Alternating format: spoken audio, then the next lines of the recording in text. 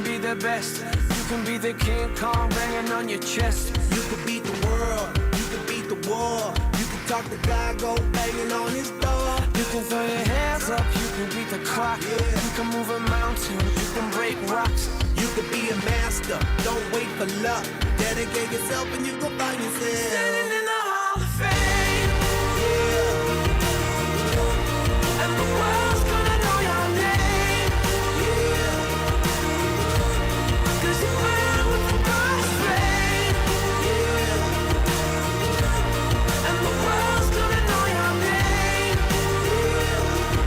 And you'll be on the walls of the Hall of Fame. You can go the distance, you can run the mile. You can walk straight through hell with a smile. You could be the hero, you could get the gold. Breaking all the records they thought never could be broke. Yeah, do it for your people, do it for your pride. And you're never gonna know if you never even try. Do it for your country, do it for your name. 'Cause there's gonna be a day when you're standing in the Hall of Fame. And the world's gonna know your name. 'Cause you burn with the best flame. And the world's gonna know your name. And you'll be on the walls of the Hall of Fame. Be a champion. Be a champion. Be a champion. Be a champion. Walls of the Hall of Fame. Be students, be teachers, be politicians, be preachers. Yeah. Be believers, be leaders, be astronauts, be champions, be truth seekers. Be students, be teachers, be politicians, be preachers. Yeah. Be believers, be leaders, be astronauts, be champions. Standing in the Hall of Fame. And the world's gonna know your name. 'Cause you burn with the best flame. And the world's gonna know your name. You'll be on the walls of the Hall of Fame. Be a champion. You can be the best. You can be a champion. Alrighty, 9 minutes past 7 p.m. And of course, when it's 7 p.m. on Joy 99.7 FM on Thursdays, you look forward to some of the most intriguing conversations that are had on radio on this beautiful program that we call Personality Profile. My name is Kofi Hayford. I'm sitting in for Lexus Bale. Tonight's conversation is one that you'd love. It's, a combination of an emotional one, a story that would inspire you so much. I'm going to have a conversation with a man who turned unimaginable hardships into, a mission that is changing lives across Ghana. From surviving child slavery to becoming a banking professional, a bank manager, if you like, and now a relentless advocate for children. Now, his journey is nothing short of extraordinary. He is the founder of Challenging Heights. Maybe you have heard about it. I'm pretty sure you've heard about Challenging Heights. It's an organization that is at the forefront of rescuing, rehabilitating, and empowering children who are affected by trafficking and exploitation. Now, one thing that makes his story intriguing and interesting, which is why you should hear it, is because he himself has survived child labor in the past. And his work now, very impactful, has been recognized globally. And of course, he's been named a hero by the World's Children's Prize. By now, you have an idea whom I'm talking about. Mr. James Kofi Annan is my guest. Mr. Annan, you're welcome. Thank you. It's a pleasure to meet you. Yeah, thanks for having me. All right. I was telling you backstage, how long it's been me looking for you. Yeah, Not for personality profile, though, yeah, but for other things. yes, as the universe would have it, we had to meet today, and it's such a pleasure. Yeah, thanks for having me. And it's always my pleasure to come to this studio. So Right. Thank you. Thank you for honoring our invitation. Yeah. The first thing I actually want to know is the name Kofi Annan. It's always, You two ignited. It's always ignited a certain inquisitivity in me. So are you connected to him? I am not. Okay. And finally, I just started writing my book, and first chapter is focused on the name. Right. Because there's nowhere I've gone in the world, anywhere in the world, that I don't have that question being asked Right. of me. Kofi Annan. And so I've explained this thing like 1 million times already in the world. So I'm not related to him. Of course, Okay. you know that Kofi is a Friday name. That's right. I was actually not born on Friday. I was Okay. born on Saturday. But for some reason, I bear the name Kofi. And then, you know, Annan is a name. I mean, it's a surname. But my Annan is coming from my father's position at birth. Okay. So my father is the 4th successive son of his mother. So he's called Annan. You know, we have Mensa. Right. The Then third. we have the 3rd. And then we have Annan. The 4th. So my father is Annan. And then because my father didn't go to school, when I went to school, I just needed a surname. And I mentioned that as my surname. And whoever was the teacher who wrote my surname spelled it Annan. Wow. So that's how, you know, my name became. But also the James, I was named after the Odifun Kansen. You know, African Faith Tabernacle Church. Right.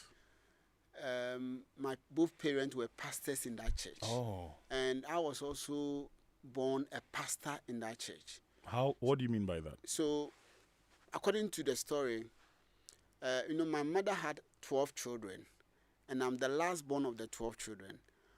But my mother's 11th child died. And you know, women, one child dying out of 12, she was weeping. And so the pastor, the prophet then, James Kwame Kansen, prophesied to my mother that she will have another child. And that when that child is born, it should be named after him. So then when I was born, automatically I was named after James. the man. And the man also insisted that the first clothes that should be put on me should be the pastoral clothes Wow. of the church. That is the white and red. So my first clothes was that pastoral clothes. And so I was ordained as a pastor from birth. Wow. And That's and interesting. this since the man was James, I also took the name James. Yes. It's only the Kwame that you didn't take, even though you were born on a And Saturday. so when I was young, everybody called me Kwame Nkansen. That was my name at birth, Kwame Nkansen. You know, but education changed things, and you know, by virtue of my story and history at birth and all of that, my name kept changing. At a point in time, I was called Peter. At a point in time, I was called so many other names. Interesting, but I'm very interested in the Kofi. Okay. Yeah, how come? Where from the Kofi? So according to my mother, I am Kwame. Okay. According to my paternal uncle, who was the only educated person amongst my father's siblings, Right. I was born in the night, prior to midnight. Oh, I know that. I know that kind of You story. know, so there's a little confusion over He there. insisted that I am Kofi. Okay. You know, so and he was the only educated person, Right. and there was no watch at that time. Right. So, you know, I don't know. Sometimes it's just so unfair Right. that I don't know who I am. Yeah. Oh, well, I've learned a couple of stories like that. So yeah, it's all good. I think what matters most is who you have become. But before we delve into who you have become, I'd like to stay a little bit around your childhood, right? What kind of childhood did you have? Well, so I was born in Winneba, in then a small village called Sanko. And Sanko itself was a settled village. So my parents used to live in a place called Twansa. But in 1961, according to the story, there was a big flood that displaced them. So all of them moved to the small village, another village called Sanko. So that's where I was born. And that's where I grew up. And I've told you the story when my mother became pregnant, everyone in the village asked her to abort me. Right. Because they feared that she was going to die and I was not going to survive. My mother was almost 50 years Wow. at that time When she had you. when she had me. And already at 50, she had given birth to 11 children. Already. And you know, in a village too at that time, there was no medical care. So it was this traditional birth attendant. And those days, they were not being trained. Right. So that was the story of going abort him, Right. abort the baby. And then he traveled to Enyinem to visit this prophet that I mentioned, James Kwame Kansen. And that's when the prophecy came that don't abort the baby, have the baby, and that when you have him, name him after me. So that was my birth. Then I grew up there until I was 6 years. Okay. I grew up among so many children who were not going to school because, as I said, it was a village, there was no school there. Then at the age of 6, I was sent to Lake Volta, the water lake that you know. And in Sankor, when I was growing up, almost every home had been affected by trafficking. So, like when you are born, let's say 8 out of 10, you'll be sent to Lake Volta. It was so popular that parents were just giving their children out and taking money, like virtually selling them to go and work. So 6 years I was also taken there. I started from Yeji to Accra town, Nkwanta, Bupe, Rome, BBC, Nigeria camp, like Adan, Agege, so many villages. In fact, I work in about 20 different communities on the lake. From age... You worked? Yes, I worked. From age 6. And I worked day and night. It's a fishing work, a fishing business. Were you with one person in all these communities? I was with 15 different masters for the 7-year period that I worked there. 7 years? 7 years. So until you turned 13? Until I turned 13. What kind of work were you doing on the boats? Basically fishing. I was paddling canoe. I was casting nets, different methods of nets. I was pulling net back. I was mending nets, removing fishes, scooping water from the boats. I was diving under the lake to remove trap nets. And you know the diving situation. So when the lake was created in the early 1960s, it overflew its banks. And so it covers a lot of trees. And those trees are quality trees. So for so many years, decades, they've not gotten rotten. And because the lake had submerged some of the trees, when the fishermen are casting their net, they don't see the trees. So they cast them around it. And when the net is entangled, instead of pulling it and tearing it, they would rather send a child, because you buy a net for about 3,000 Ghana cedis, but maybe you bought a child for 100 Ghana cedis.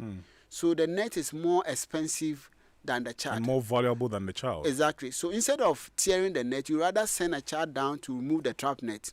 If the child dies, there's no news. No. And did you witness any of the kids passing away when a lot of them on the boat? The day I was trafficked, we were 6 who were trafficked together. 3 of us survived. The other 3 did not survive. And all the 3 that did not survive were as a result of the diving. Wow. Yes. So it's a whole lot of different shadows. And at that time, even now, there was no medical care there. These are highlands, villages that are very remote. So I worked there for a cumulative period of 7 years. And then I came at the age of 13. At the age of 13, I didn't know how to write A, B, C, D, or 1, 2, 3. I was going to ask you if you had any sort of education between age 6 and 13. What I know is at the age of 13, I didn't know how to write A, B, C, D, or 1, 2, 3. So on the lake, there's no school. So how would you even go to school in the first place? So there was no school at all.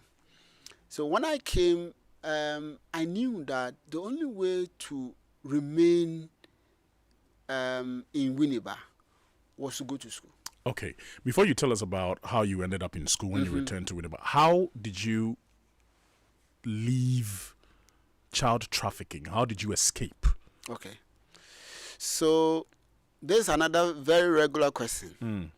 So whilst on the lake, the news came in 1987 that Odifu Kwame Nkrumah had died, the founder of the African Faith Tabernacle Church. And the church, I'm told, had decided that anyone who was ordained a pastor at birth and anyone who was named after him should necessarily be brought to the funeral.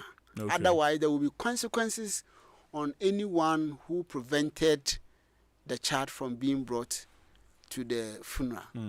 So the person that I was working with at the time was also a member of the African Faith Tabernacle Church. And as I said, my parents were also pastors of the church, so they had to look for me. It took my mother more than 3 weeks to be able to find the village where I was living. And then they brought me to Enyinem. For the funeral. Yes, I know Enyinem in the Ashanti region. Just by the roadside. The church's headquarters is by the roadside. We had a funeral there, but at that time, myself and my mother were planning for me to run away. But the one who was working with me also came for the funeral with the intention that after the funeral, take me back. So while we were doing the funeral, my mother just came to me, crying, ba. And I said, Lord, I'm always in I said, have you seen the truck that is there? They are going to Winneba. So I want you to go with them. I said, okay. So I joined. And that was it. Joined to Winneba, and that was it. So even though I tried to escape so many times, I was caught, beaten, just like any other child who tried to escape. Finally, my escape became very simple. Right. Because of the way that things turn out. Right. Yeah. Right. That's very... And this is what a lot of the kids that have been trafficked on the Lake Volta are going through, even till now? Even till now. I would say that the extent of abuse is not the same as when we were there. But they are still trafficked anyway. But they are still trafficked. They still do the same work. Just the number of hours of work is what I see as reduced. Okay. We used to work about 17 hours a day. You are joking? Yes, 17 hours a day, even more. In fact, there were times that you go to work at dawn around 3 a.m. and you continue working until your masters will be bringing you food whilst you are working. So you keep working, and then they will bring you food to eat, and then they will cut the fish back to the village, and then you keep working. Wow. When it's raining, you just go to the nearest shore and turn your boat, and then just stay under to avoid the rain. So were you doing these things with your masters, or the children are left alone to do these things? The masters have captains. So there's the captains that hold the children. The masters normally will not be part of the work, actual work. They have probably, some have 3, 4, 5, 6 different boats or canoes that they control, all with children and some young adults. And then they distribute those boats or canoes to their wives. So I remember the last but one master that I work with is called Abojise. So when I saw you, Abojise, maybe. So Abojise is from Ningo. Okay. He was from Ningo. He had 6 wives and 6 canoes. So each wife controlled one, and then he was the overall. Okay. And so we had us, the children, always working for see. him. I want to talk about the education bit, but let me announce. I mean, if you're just joining us, we are having a conversation with the CEO and the founder of Challenging Heights, Mr. James Kofi Annan, and this is Personality Profile. We're streaming live on YouTube. The handle is Joy997. You can leave your comments there. We'll definitely read them. If you have any questions, for Mr. James Annan, we're accepting them and we'll definitely ask him. Now, let's talk about your time in Winneba. You have arrived at age 13 and you had to learn, you had to educate yourself, or were you put in school? What happened when you got to Winneba? So when I got to Winneba, my primary goal was to go to school for a number of reasons. My mother felt that after 12 children, at least one of them must go to school, because none of my siblings went to school. Out of the 10? Other 11. One had passed, right? When I was back in Winneba, a number of them had passed. Oh, too bad. But she was like, out of 12 children, Right. at least the One last must be educated. Okay. must be educated. So she was always forcing for that to happen. But also, she was always very happy when she heard somebody speaking English. And because of me, my mother had a lot of diseases. Like, because of the age at which she had me, she almost got paralyzed. Oh, She had BP in high levels. wow. She had like several issues. Right. Sometimes when I'm mentioning them, I feel very emotional about it. Right. Sorry. So I wanted my mom to smile, like just be happy. Yeah. So if it is speaking English that will make her happy, I want to speak English. So that was also another reason. Then a third reason was that insofar as I was in school, it would be difficult for me to be trafficked. True. So let me put myself in school. So I started looking for school. No school was interested in taking me. You didn't know anything. I didn't know anything. 13 years. I was supposed to be in maybe Form 1 or Form 2. Yes. I didn't know anything. You couldn't write your name. I couldn't write even A, B, C, D, or 1, 2, 3. And the way I looked like somebody with vengeance in my face. Right.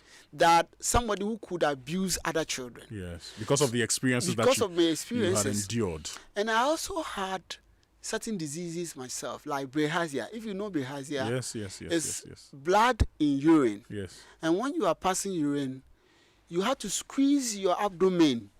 And I remember in one of the schools, when I was going to seek for admission, I felt like urinating, and I had to do it, squeeze my abdomen, and then I got some urine out of it. It was very embarrassing. Yeah. So no one was interested in taking me. What class? Class 1 or Form 1? If you take me to class 1, I'm going to, abuse the children. That's if true. you take me to Form 1, I don't know It anything. doesn't work. So eventually, I got this school that had collapsed at that time that was looking for more children. It was a government school, a private school that had been turned into a government school called Life Corps. The assistant head who knew my parents said I should bring cassava sticks so that he could admit me. So that's more like your school fees. That not school fees, like in quotes, Bribe. Interesting. So, and my father was a peasant farmer, so cassava sticks were not difficult a to big get. deal, right? So I got him the cassava stick. He was also trying to farm, like the assistant headmaster. So when I brought the cassava sticks, then he admitted me. But he put me in class 6 because they simply did not want to admit me. But I was putting pressure on them, like coming there almost every day. So just put him there, he himself will run away. But God meant it for something else. Wow. When I finally got into class 6,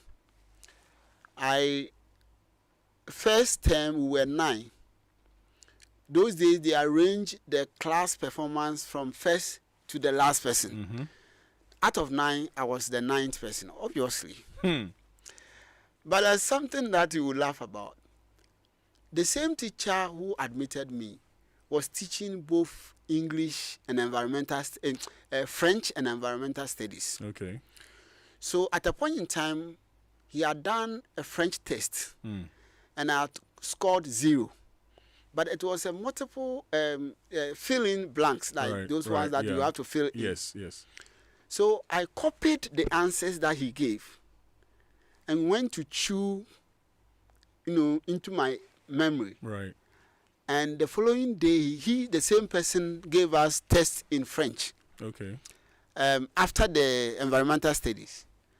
So I thought that it was the same because I didn't know the difference between French and environmental studies. This is very interesting. So I copied the answers that he gave for environmental studies into the French spaces Wow. and gave it to him. This man nearly killed me.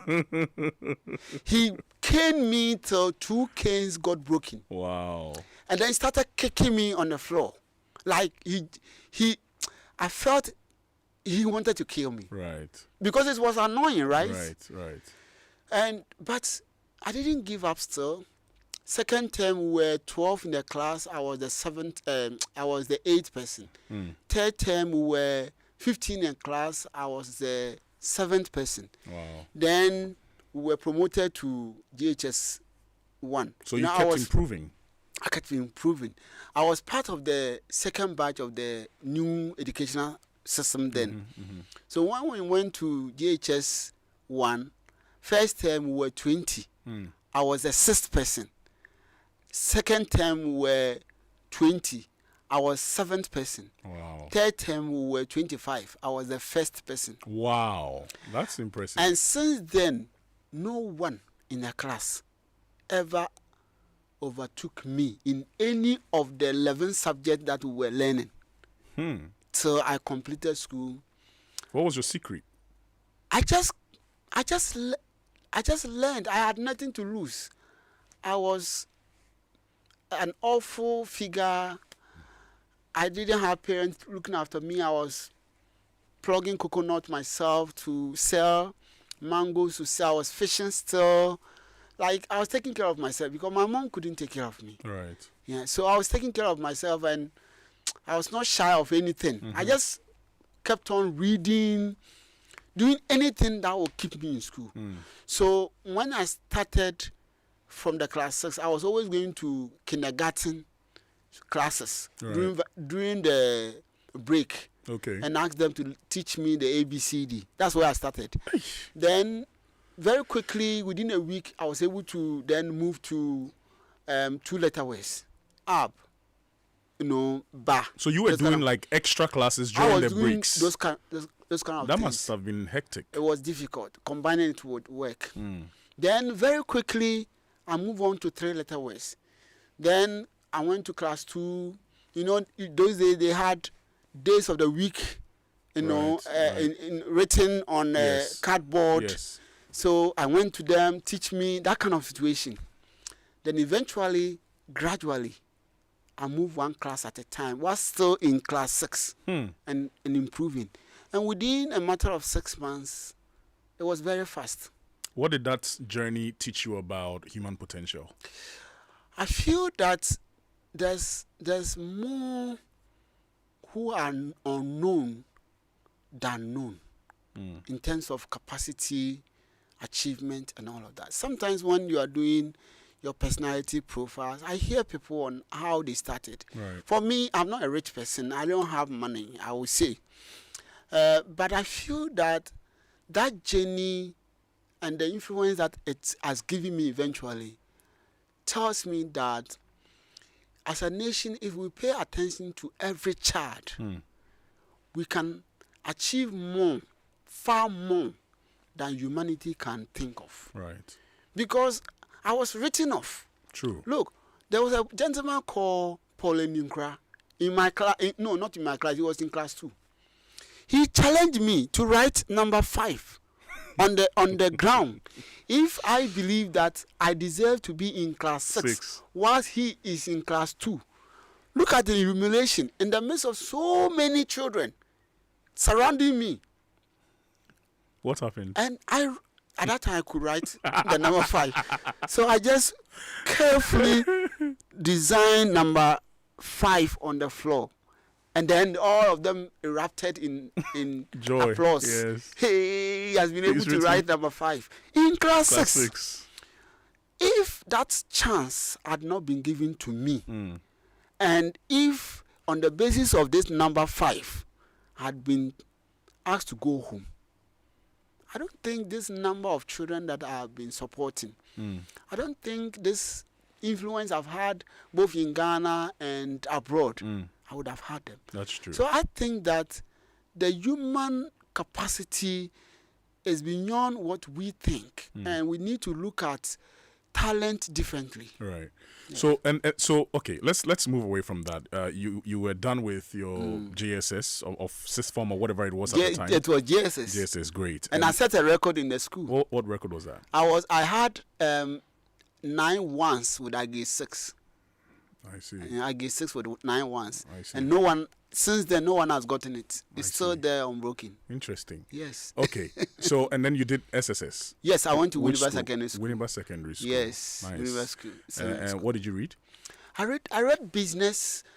It was Winneba Secondary School taught me a lot of lessons in life. Share with us just about 2 of them. I walked from Sanko to school every day, 2 hours in the morning, 2 hours in the afternoon. Whilst I was in JHS, I could go fishing. I could go mango hunting. I could do coconuts. I could do crabs, like hunting for crabs. Right. I could do all manner of work to get something. But SHS I couldn't do because the journey is far, Right. and the academic demands were higher. True. So you needed to do empty stomach nearly every day. So at this point, how are you fending for yourself? Well, I was still doing weekends. In Winneba we have a festival called Akumasi, which is usually around August, September, October, thereabout. After the Akumasi, people then do funerals, mass funerals. Right. And at that time, only few people could read and write. So I will have my pen in my pocket and go funeral to funeral. Those who are doing the funeral, they want people to write their donations. Right. So they would ask me to write donations for them, write those who are donating. Then they'll give me money. True. I'll also split firewood on weekends. That one too was giving me money. Coconut too. We had a lot of coconuts by the beach. True. So I was climbing. I was one of the expert coconut climbers. So you have been hustling your entire life. I did to that. a point. Yes. So after Winneba Secondary, you went to the university. I went to University of Ghana. Okay. I was in Legon Hall. I was Legon Hall JCR secretary. Okay. And I did political science and psychology. Psychology major, political science minor. And then from there, I had a job with Barclays Bank. How did that happen? And how did you feel when you got a job with Barclays Bank from a child trafficking victim to completing the university and getting a job with Barclays Bank? The day I was called that I had been successful, so I should come for my appointment letter, I said, "Thank you, Jesus," like maybe 1,000 times. Just saying thank you, Jesus. You couldn't believe it. Because looking back, people, I'm sure all of us listening to me, a lot of people have gone through a life, very difficult life. True. But when I look back, I feel life had been very, very unfair. To a child whose parents were unwell, who had to fend for himself, who had to catch up schooling, and obviously in poverty, and had no support. There were some scholarships in Winneba, but I didn't get some. And then I had to go through all of this. Eventually, in the University of Ghana, I survived on SNID loan. If you know SNID loan, student loan. Right. That's the only thing. And on top of that, my mom and my sister both died within 2 months when I was in second year. At the university? At the university. So sorry.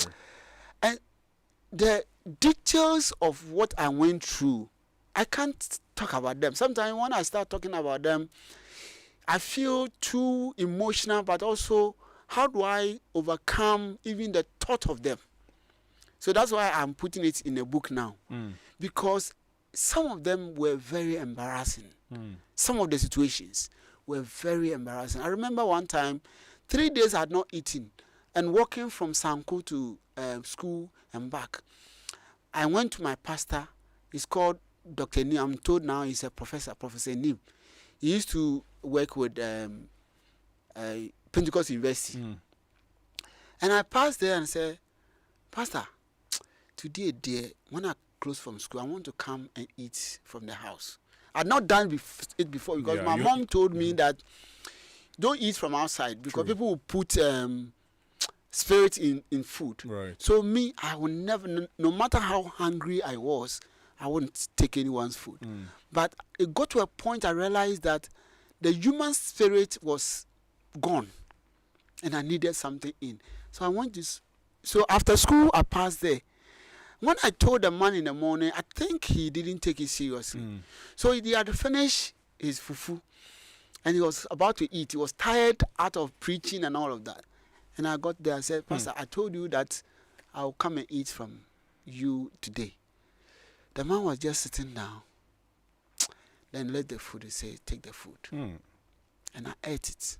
I ate it, even at that time I was young, but with a lot of guilt that I had taken somebody's food. But there was nothing I could do. I had to eat it. I don't know what would have happened if I had not. So when I got that news that I had been employed, my brother, it was the biggest miracle God performed. That's true. And I reported to work. The whole tie process of putting on tie to go, my first branch was the Makola branch. That whole process was still a dream. I was wishing that I didn't have to wake up from this dream. Like, it shouldn't be a dream, otherwise it would be a criminal dream.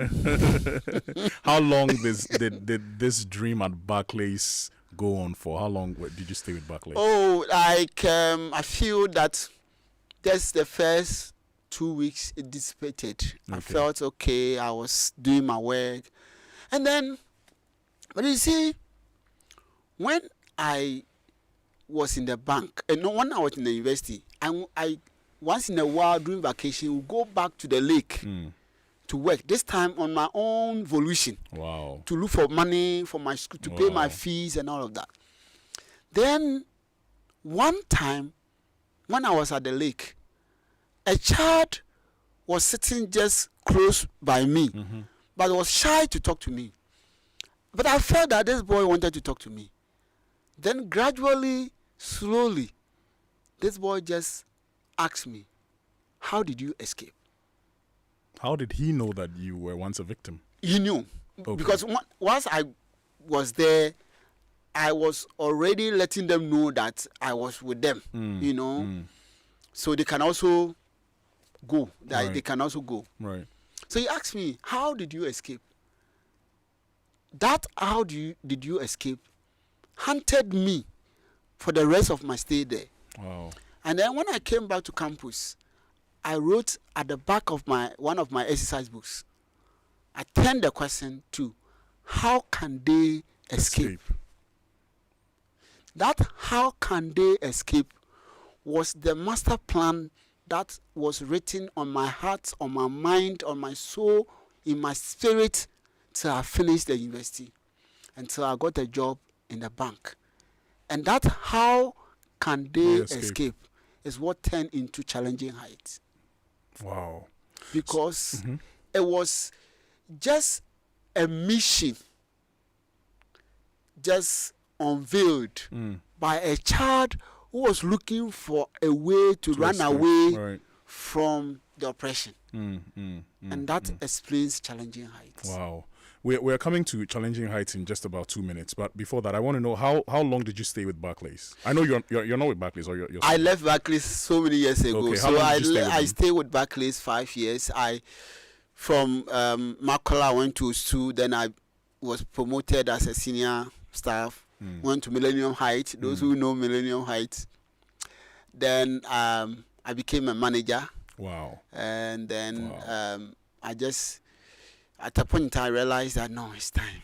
So you left. I left. Was it for the passion of trying to help kids to, escape from child trafficking? Yes. So when I joined the bank, as part of my prayer, then I used to be a top criffy. But you were ordained a pastor at birth, so it's not surprising, I guess. Yes. So one of my top prayers was that God, either I spend 5 years working for this bank and then I'll quit, or in 10 years in the bank I should become the managing director. And by 3 years' time, I knew it was time. But I won an award, a global award, Barclays Global Award, because of my work with Challenging Heights. Okay, so Barclays actually knew that you were at the time. Okay, I actually devoted 60% of my salary towards establishing Challenging Heights and running it. Wow. And so Daily Graphic carried the news, and the bank called me and said, this is incredible. Right. How can we support you? And I told them what I wanted to do. So I won their biggest award, global award. And then, so when I came, I wanted to leave. And then they said, no, you can't just win an award from us and leave. When your image is found in every single branch of Barclays worldwide. Because, award came with this kind of publicity and corporate social, That's true. PR this kind of PR thing. Yes. So my image was being used for that globally. So I had to hesitate, and then eventually I felt, no, the bank had become too constricted for me in terms of my passion for what I want to do. Right. So I left. Okay. But before I left, I'd already started the organization 2 years earlier. Would you say that running or starting Challenging Heights was easy because Barclays Bank helped you at the time? It was not easy. Barclays Bank did not help me as they giving me money. Okay. They helped me as in sometimes I'll need time to go and look after the children or travel to the lake. Okay. They will say, okay, take some 2 days off, take 1 week off, that kind of thing. Did you face any challenges while running Challenging Heights? I want to know, because I know you have helped thousands of children, thousands of them. Yes. You've rescued them, you've changed their lives. What are some of the challenges that you faced? And then what are some of the success stories that are very dear to your heart? The challenges, one big challenge had to do with changing the norms. This is what we all knew when we were growing up. My brothers also fell victims, my sisters fell victims. Every home in my community was affected in Sanko. So for me to start that journey of saying, don't take your children to the lake, but let them go to school, was like disrupting the status quo. So you started Challenging Heights. You started from Winneba? Yes, from Sanko. Okay. From where I was born. Where you were born, okay. Yes. So it was a disruption. So there was a lot of, pushback against me. And then also, you needed to support so many children who have now bought into the mission. Right. Of not being trafficked, right? Of not being trafficked. And you didn't have enough money. I was dependent only on my salaries. Wow. So that was also a big challenge for me. And then there was also a challenge of how to go about it. And here I would like to acknowledge one person, Bright Appiah. When I was looking for ways to learn how to write proposals, he was saying, his brother Adan passed on and he had just taken over. He gave me a sample of how to write proposal. Okay. And that's what I used to learn how to write proposal. And that's what also changed things for me. Right. So for those of our listeners who are not really aware of Challenging Heights, I mean, I know we've given them an idea, but what exactly do you do? Challenging Heights, we are basically addressing issues of child labor, child trafficking, specifically in the fishing industry. We also do farming work, but mainly in the fishing industry. And when I say fishing industry, both the inland and the coastal fishing industry. So from Accra, Winneba, Senya, Ningo, Pampram, Germany, Adan, all those places. Then we're also looking at the lake, from Kwando, Toko, Krachi, Yeji, Bupe, all the way. That is our focus, because the children who are taken there are usually from the coastal areas, right, and are sent there, and so they are usually used for work, and they are unable to go to school. So that is the kind of thing that we address since we started. But you cannot support children without supporting their parents, especially the mothers, because one of the reasons why the children are sent onto the lake is because of poverty. Which is what happened in your case. Your parents were poor. In my case. So we also address the issues of poverty. So how do you support the mothers? We set them up in business. We train them. Wow. We give them startup support. We do so many things for them to make sure that when we bring their children, they have the capacity to take care of them. And then we support the children also in school.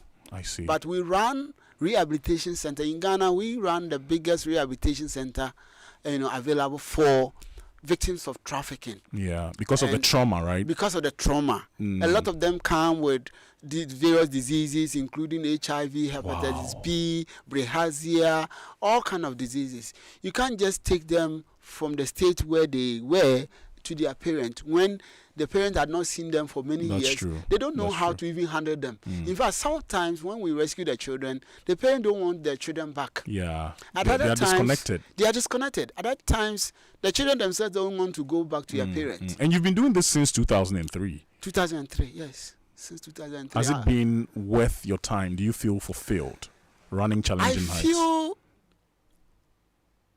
I am proud of what I have achieved, but I am not satisfied. Okay. I am proud because looking at all that has happened, I should not be sitting in front of you having this interview. I should have died long ago. Yes, even as I sit here, if I tell you what I carry, you have no idea. And I carried them from my childhood. Wow. Even up to now. Wow. And so, in the midst of all of these things, to achieve this, I'm proud. But I'm not satisfied because there's so many, thousands of children still going through the same oppression. There's so many children who were children with me who could not escape, who could not go to school. Because of that, they are poor.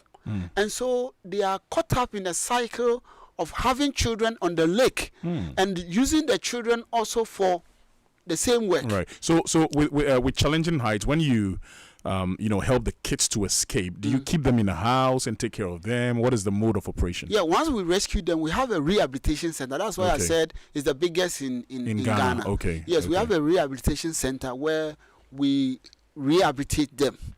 And, I want to recognize the Department of Social Welfare and then Anti-Human Trafficking Unit of Ghana Police Service. They've been very supportive.